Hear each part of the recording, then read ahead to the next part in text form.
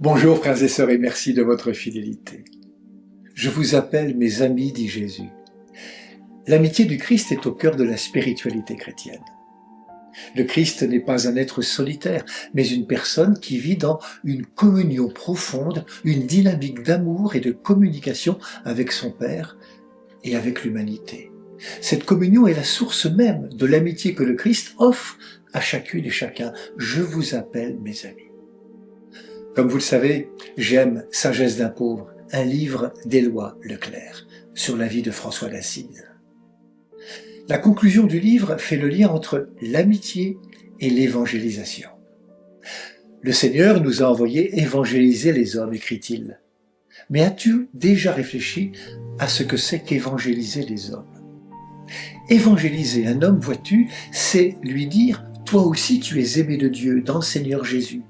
Et pas seulement le lui dire, mais le penser réellement. Et pas seulement le penser, mais se comporter avec cet homme de telle manière qu'il sente et découvre qu'il y a en lui quelque chose de sauvé, quelque chose de plus grand et de plus noble que ce qu'il pensait, et qu'il s'éveille ainsi à une nouvelle conscience de soi. C'est cela lui annoncer la bonne nouvelle. Tu ne peux le faire qu'en lui offrant ton amitié. Une amitié réelle, désintéressée, sans condescendance, faite de confiance et d'estime profonde. Il nous faut aller vers les hommes. La tâche est délicate. Le monde des hommes est un immense champ de lutte pour la richesse et la puissance. Et trop de souffrance et d'atrocité leur cachent le visage de Dieu. Il ne faut surtout pas qu'en allant vers eux, nous leur apparaissions comme une nouvelle espèce de compétiteurs.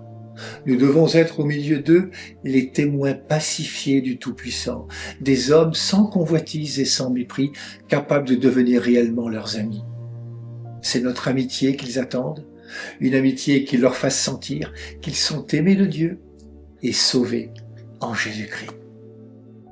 Bonne journée à toutes et à tous, prenez bien soin de vous et des autres.